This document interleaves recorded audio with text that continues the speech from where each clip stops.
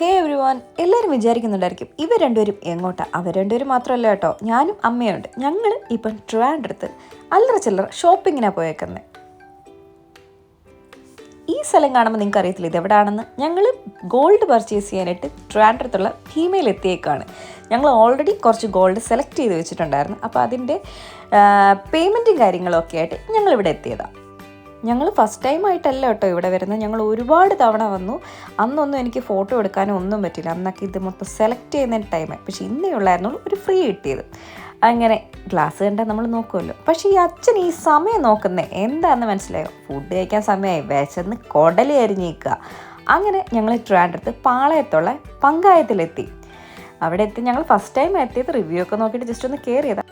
As usual എൻ്റെ അച്ഛനമ്മയും ബാക്കിയുള്ളവരുടെ അച്ഛനമ്മമാരെ പോലെ തന്നെ മീൽസ് തന്നെയാണ് ഓർഡർ ചെയ്തേക്കുന്നത്. മീൽസിന് ഞാൻ കളിയാക്കി പറഞ്ഞതെന്നല്ല, പക്ഷേ ഇച്ചിരി ചോറ് കഴിച്ചെങ്കിലേ ഒന്നൊരു സമാധാനം കിട്ടത്തുള്ളൂ. അച്ഛൻ ശരിക്കും ഈ ഇരിക്കുന്ന ഐറ്റംസിനെ കുറിച്ച് എക്സ്പ്ലെയിൻ ചെയ്യുക. ഫിഷ് ഏതാണെന്ന് ചോദിച്ചാൽ എനിക്കറിയത്തില്ല, പക്ഷേ അപ്പുറത്തിരിക്കുന്ന സാധനം അത് കൂന്തൽ റോസ്റ്റ് കീടിലും. ഞങ്ങളങ്ങനെ 2 ചിക്കൻ ബിരിയാണിയൊക്കെ പറഞ്ഞ് അത് കഴിഞ്ഞപ്പോൾ ഇവിടെ ഒരു സാധനം ഞാൻ കണ്ടു. വാഹ്, നല്ല അടിപൊളി ചൂട് പോളി പാലട പ്രഥമനും. വാ, സൂപ്പർ. അങ്ങനെ ഫുഡൊക്കെ കഴിച്ച് കഴിഞ്ഞിട്ട് ഞങ്ങൾ ഇനി അടുത്ത സ്ഥലത്തോട്ട് പോവാം.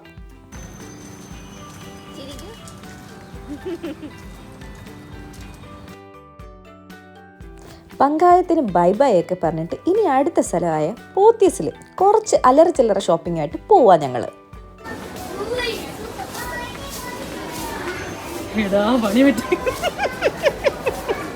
എല്ലാം ഇതിൽ റെക്കോർഡായിട്ടുണ്ട് ഇറക്കാം. സംഭവം എന്താണെന്ന് വെച്ച് കഴിഞ്ഞാൽ അച്ഛനും അമ്മയും ഫുഡ് കഴിച്ച് കഴിഞ്ഞിട്ട് ശരിക്കും ടയേർഡായി. പക്ഷെ ഞങ്ങൾക്ക് ഇതിലുള്ള ഓരോ ഫ്ലോറും കയറി കാണണമെന്ന് ഭയങ്കര ആഗ്രഹമായിരുന്നു. അതുകൊണ്ട് അവർ ലിഫ്റ്റിൽ വന്ന സമയത്തിന് എൻ്റെ ചേട്ടൻ ഓരോ ലിഫ്റ്റിൻ്റെ ഭാഗത്തെത്തുമ്പം ആ ബട്ടൺ ഞെക്കിക്കൊണ്ടിരിക്കുകയായിരുന്നു. ഇതായിരുന്നു നടന്ന സംഭവം. പോത്തീസിൽ നിന്നുള്ള ഷോപ്പിങ്ങും കഴിഞ്ഞ് ഞങ്ങളെല്ലാം ബാക്കിൽ വെച്ചിട്ട് തിരിച്ചു പോവാം. അങ്ങനെ നെക്സ്റ്റ് ഡേ ഏർലി മോർണിംഗ് തന്നെ ഞങ്ങൾ തിരുവല്ലയിലുള്ള മഹാലക്ഷ്മി സിൽക്സിൽ എത്തി സാരി പർച്ചേസ് ചെയ്യാൻ.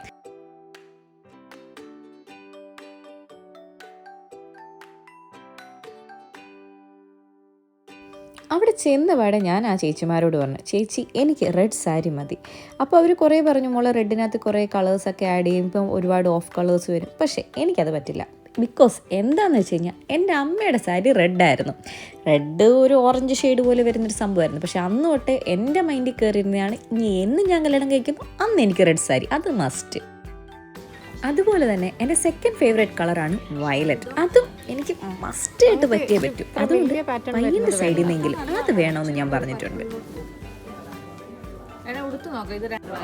വയലറ്റ് സാരി മതിയെന്ന് പറഞ്ഞിട്ടും ഈ ചേച്ചി എവിടുന്ന് ഒരു പച്ച സാരി എടുത്തുകൊണ്ടുവന്ന്. ഇനിയിപ്പോൾ എന്നെ കണ്ടിട്ട് ഇനി പച്ച സാരി എടുത്താൽ കുറച്ചുകൂടി പച്ചപ്പായിട്ടിരിക്കും, പച്ചക്കിളിയായിട്ട് വല്ലതും വരുമെന്ന് വല്ലതും തോന്നിയിട്ടായിരിക്കും, എനിക്കറിയില്ല. പക്ഷെ ഞാനും ചുമ്മാ ഒന്ന് നോക്കി. അങ്ങനത്തെ വേണ്ട, ഇത് രസമുണ്ട്.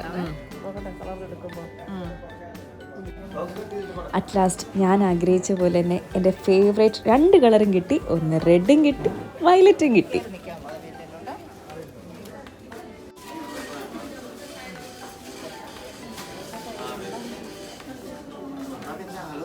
ചേച്ചിമാരൊക്കെ എന്നെ ഇപ്പോഴേ അങ്ങ് ഒരുക്കും ഒരു കല്യാണ പെണ്ണായിട്ട്. ആ ഉണ്ടാവുന്നൊരു ഫീലിംഗ് അതൊന്ന് വേറെ തന്നെ. നമുക്ക് ശരിക്കും അന്നേരമാണ് മനസ്സിലാവുന്നത്. കല്യാണം എടുത്ത് അയ്യോ എന്തൊക്കെ കാര്യങ്ങളുണ്ട്, ഓർക്കാൻ വയ്യായേ.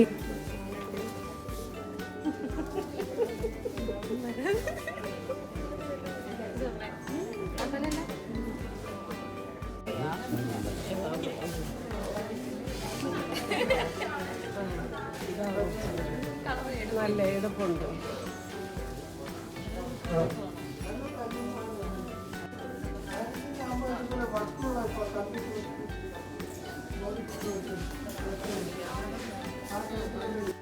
സെറ്റ് സാരിയും ഒക്കെ ഒന്ന് സെലക്ട് ചെയ്ത് ഞാൻ എല്ലാം ഒന്ന് വെച്ചിട്ടുണ്ട്. സെറ്റ് സാരി ഞാൻ സെലക്ട് ചെയ്ത് വെച്ചു, ആ വയലറ്റ് സാരി ഞാൻ സെലക്ട് ചെയ്ത് വെച്ചു. പിന്നെ പയ്യൻ്റെ അച്ഛനും അമ്മയുടെയും കൂടെ വന്നിട്ട് അത് പർച്ചേസ് ചെയ്യാൻ വേണ്ടിയിട്ട്.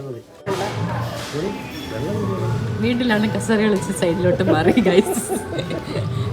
അപ്പം എൻ്റെ അടുത്ത് ആരും വന്ന്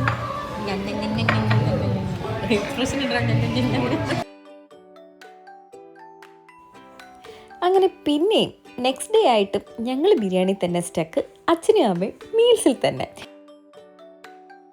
ഞങ്ങളുടെ സൈഡിൽ നിന്നുള്ള ഫസ്റ്റ് സാരിയൊക്കെ എടുത്തതിന് ശേഷം ബാക്കിയുള്ള ഡ്രസ്സും കാര്യങ്ങളും അമ്മയ്ക്കും അച്ഛനും ഒക്കെ എടുത്തതിന് ശേഷം ഞങ്ങൾ അവിടെ നിന്ന് ടാറ്റ ബൈ ബൈ പറഞ്ഞിട്ട് അങ്ങനെ ഞങ്ങളുടെ ഷോപ്പിംഗ് കഴിഞ്ഞ് അങ്ങനെ തിരിച്ച് വീട്ടിലോട്ട് പോവാണ്.